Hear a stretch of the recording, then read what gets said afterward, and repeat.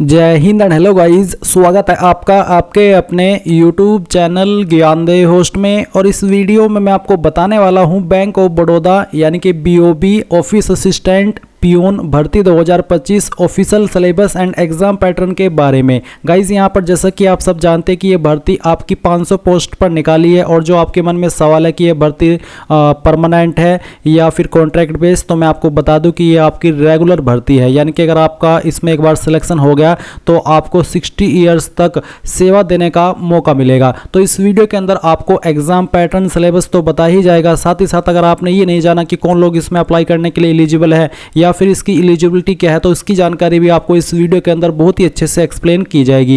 And इसमें negative marking exam में होगी या नहीं होगी वो भी बताया जाएगा। एग्जाम आपका ऑनलाइन होगा या ऑफलाइन होगा वो भी बताया जाएगा। तो बेसिकली कहने का ये मतलब है कि संपूर्ण इन्फॉर्मेशन आपको इस वीडियो के अंदर मिलने वाली है। तो वीडियो को पूरा देखना, और अगर आपके मन में उसके अलावा कोई सवाल डाउट रह जाए तो आप कमेंट के माध्यम से पूछ लीजिएगा। अब चलिए शुरू करते हैं। गाइज अगर आपने अभी तक वीडियो को लाइक शेयर नहीं किया कर दीजिएगा और चैनल को सब्सक्राइब करके बेल आइकन ऑन कर लेना।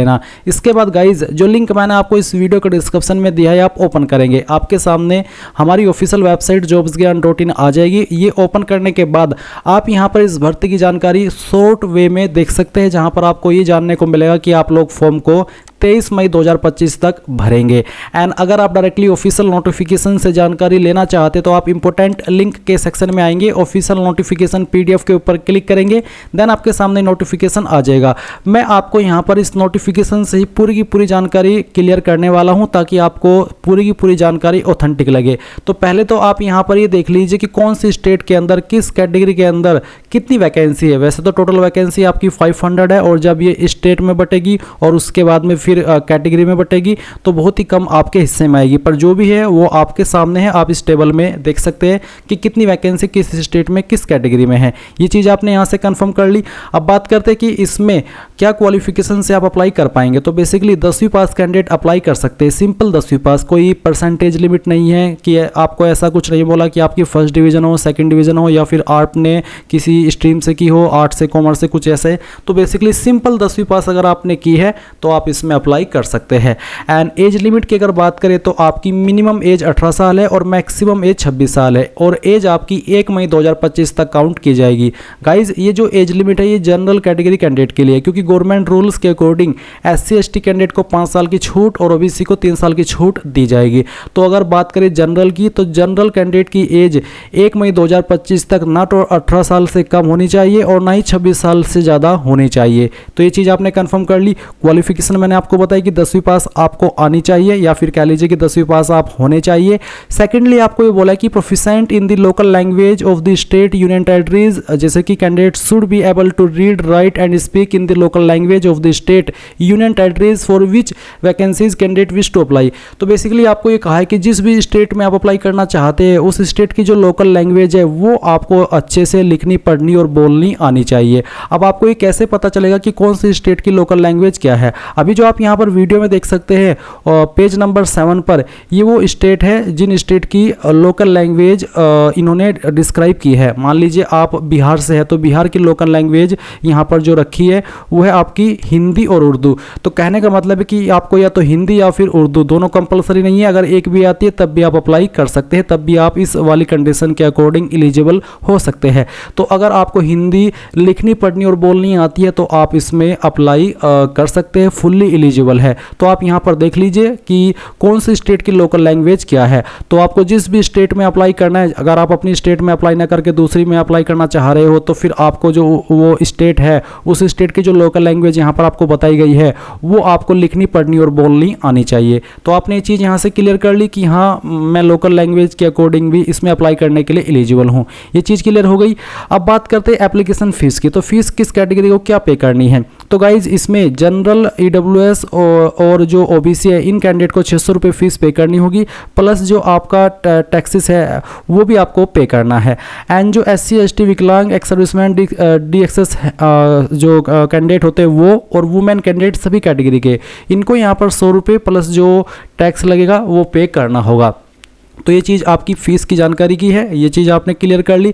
अब आपने यहाँ पर इसके जो एलिजिबिलिटी की इन्फॉर्मेशन है वो जान ली है। अब हम बात करेंगे इसके सिलेक्शन प्रोसेस के बारे में, जहाँ पर मैं बहुत ही अच्छे से बताने वाला हूँ कि सिलेक्शन आपका कैसे किया जाएगा, फिर एग्जाम पैटर्न आपको यहाँ पर बताया जाएगा।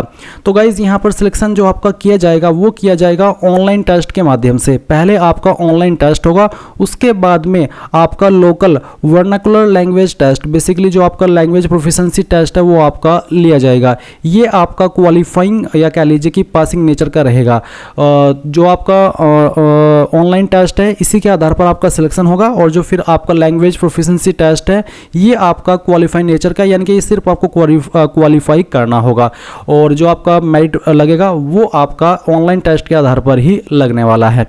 अब इसमें आपका पैटर्न क्या रहेगा, यानी कि क्वेश्चन आपके कहाँ से तैयार होंगे और कितने क्वेश्चन आएंगे, कितने नंबर होंगे, ये इन्फॉर्मेशन भी आप यहाँ पर जान लीजिए। तो गाइज यहाँ पर जो आपका क्वेश्चन पेपर बनेगा वो बनेगा आपका नॉलेज ऑफ इंग्लिश लैंग्वेज, इस सब्जेक्ट से 25 क्वेश्चन आएंगे, 25 नंबर आपको दिए जाएंगे। फिर जनरल अवेयरनेस से आपके 25 क्वेश्चन 25 नंबर, एलिमेंट्री अर्थमेटिक से 25 नंबर 25 क्वेश्चन, और साइकोमेट्रिक टेस्ट यानी कि रीजनिंग से भी आपके 25 क्वेश्चन और उसके लिए आपको 25 नंबर दिए जाएंगे। मीडियम ऑफ टेस्ट की अगर बात करें तो गाइज जो आपके नॉलेज ऑफ इंग्लिश लैंग्वेज के क्वेश्चन है वो आपके इंग्लिश के अंदर ही रहेंगे, चाहे आप किसी भी लैंग्वेज में पेपर को दे रहे हैं। एंड जो आपके बाकी 3 सब्जेक्ट है इसके क्वेश्चन आपके English, Hindi, official language of state, union territory, यानी कि इंग्लिश हिंदी के अंदर भी होगा आपका पेपर, और जो आपकी यूनियन टेरिटरी की ऑफिशियल लैंग्वेज है उसके अंदर भी रहेगा। या जब आप फॉर्म को फिल कर रहे होंगे वहां पर भी आपसे ऑप्शन पूछा जा सकता है कि आप किस लैंग्वेज में अपना पेपर चाहते हैं, तो जो लैंग्वेज आप सिलेक्ट कर लेंगे उसी में आपको पेपर देने का मौका मिलेगा।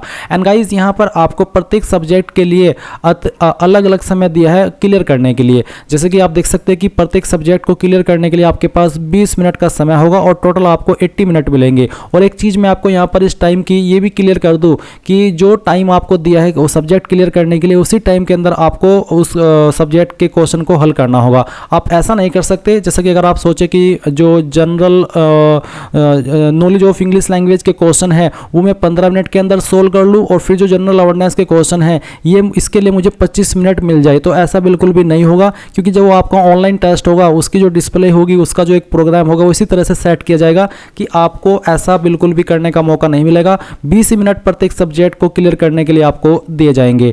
तो टोटल आपके पास 80 मिनट होंगे, टोटल क्वेश्चन आपके 100 आएंगे, और उसके लिए आपको 100 ही नंबर दिए जाएंगे। अब आपके मन में काफ़ी टाइम से एक सवाल चल रहा होगा कि क्या इसके अंदर नेगेटिव मार्किंग है। तो गाइज मैं आपको बता दूं कि इसके अंदर नेगेटिव मार्किंग है। जी हाँ, आपने सही सुना, इसके अंदर नेगेटिव मार्किंग है, और ये मुझे बताते हुए काफ़ी बुरा लग रहा है कि इसके अंदर नेगेटिव मार्किंग है। क्योंकि गाइज जिन कैंडिडेट के अंदर तुक्का मारने की अद्भुत कला है वो इस अद्भुत कला का यहाँ पर प्रदर्शन नहीं कर पाएंगे। अगर वो इस अद्भुत कला को यहाँ पर प्रदर्शित करेंगे तो ऐसे में उनको लेने के देने पड़ जाएंगे। कई बार ऐसा होता है कि जब आप क्वेश्चन का आंसर करते हैं तो आपके मन में सवाल आता है कि यार इसका आंसर ये कर दूँ, इसका आंसर ये कर दूँ, क्या पता मेरे नंबर बन जाए। पर मैं आपको कह रहा हूँ कि आपको अपनी इस चुल को संभाल करके रखना होगा, नहीं तो जितने आपने सही जवाब देकर के नंबर कमाए हैं अपनी मेहनत से वो भी आप वहाँ पर दे करके आ जाएंगे। और आपको यहाँ पर कुछ ऐसा ही कंट्रोल रखना होगा जैसे कि वेलकम मूवी में उदय शेट्टी भाई ने किया था, कंट्रोल उदय कंट्रोल। उन्होंने कंट्रोल उदय कंट्रोल बोल करके अपने आप को मर्डर करने से रोक लिया था। आपको तो फिर भी एक छोटी सी नेगेटिव मार्किंग रोकनी है। और ये जो लाइंस मैंने आपको इस अद्भुत कला के बारे में बोली है, थोड़ा मैंने सार्कास्टिक वे में बोली है, तो गाइज आपको ऑफेंड नहीं होना है और इस चीज़ को एंजॉय करते हुए चीज़ को समझना है। थोड़ा मैंने सार्कास्टिक वे में आपको बोला है। अब यहाँ पर आप देख पा रहे कि नोटिफिकेशन के अंदर इस नेगेटिव मार्किंग के बारे में कुछ दिखाई नहीं दे रहा है। तो चलिए मैं आपको नोटिफिकेशन से भी एक बार वेरीफाई करा देता हूँ। आप 10.2 में देखेंगे पेज नंबर 8 पर, तो बोला है पेनल्टी फॉर रॉन्ग आंसर, तो आपके सामने है यहाँ पर। और अगर आपको ये नहीं पता अभी तक कि नेगेटिव मार्किंग आपकी कैसी रहेगी, तो इसमें जो नेगेटिव मार्किंग है वो आपकी 0.25 की रहेगी, यानी कि आपका 1/4 नंबर कट कर दिया जाएगा अगर आप कोई क्वेश्चन का आंसर गलत करते हैं। जहां पर बेसिकली अगर आप 4 क्वेश्चन गलत कर देते हैं तो आपका 1 नंबर कट कर दिया जाएगा। तो ये चीज़ आपको क्लियर हो गई, अच्छे से मैंने वेरीफाई आपको करा दी है। अब आप यहाँ पर सेंटर ऑफ एग्जामिनेशन भी देख सकते हैं कि कौन सी सिटी के अंदर आपके एग्जाम होने वाले हैं। पूरी लिस्ट आप यहाँ पर इस PDF के अंदर चेक करेंगे। ये इन्फॉर्मेशन आपने चेक कर ली। अब चलिए बात करते हैं आपके सिलेबस के बारे में, क्योंकि अभी जो जानकारी आपने ये जानी है ये आपने एग्जाम पैटर्न की अभी तक जानी है। अब कौन सा सब्जेक्ट से किस टॉपिक से क्वेश्चन आएंगे वो भी आप यहाँ पर जान लीजिए। इसके लिए गाइज आपको जो लिंक मैंने इस वीडियो के डिस्क्रिप्शन में हमारी वेबसाइट का दिया है वो ओपन करना होगा, क्योंकि यहाँ पर मैंने इसकी इन्फॉर्मेशन दे रखी है। तो आप यहाँ पर आएंगे और आपको देखने को मिलेगा कि किस सब्जेक्ट से किन टॉपिक से क्वेश्चन आएंगे। तो वैसे तो बहुत सारे होते हैं, पर क्योंकि ये 10th बेस पर है तो इसमें इन्हीं टॉपिक से आपके क्वेश्चन आएंगे। आपको अगर इस सब्जेक्ट को प्रिपेयर करना है तो आप इन टॉपिक्स को पढ़ना होगा। जैसे कि जनरल इंग्लिश के जो क्वेश्चन है वो आएंगे रीडिंग कॉम्प्रीहेंशन से, grammar, tenses, prepositions, articles, vocabulary में synonyms and antonyms, error spotting, sentence correction, cloze test and parajumbles. ये आपके वो मेन टॉपिक्स है जहाँ से क्वेश्चन कवर किए जाएंगे। फिर जनरल अवेयरनेस, तो इसमें आएंगे आपके current affairs, national and international, banking and financial awareness, Indian economy, government schemes and policies, static GK, important dates जैसे कि important dates, books and authors, awards etc। फिर जो आपका साइकोमेट्रिक टेस्ट है यानी कि रीजनिंग है, इसमें आएंगे आपका puzzles and sitting arrangement, syllogism, blood relation, coding decoding. फिर एलिमेंट्री अर्थमेटिक में आपके आएंगे question simplification and approximation, number series, data interpretation, time and work, time and distance, profit and loss, simple and compound interest. ये आपके वो topics है जहाँ से आपका जो क्वेश्चन है वो कवर किया जाएगा।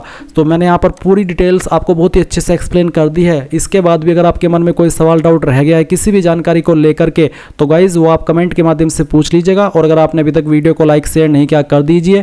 Thanks for watching. जय हिंद।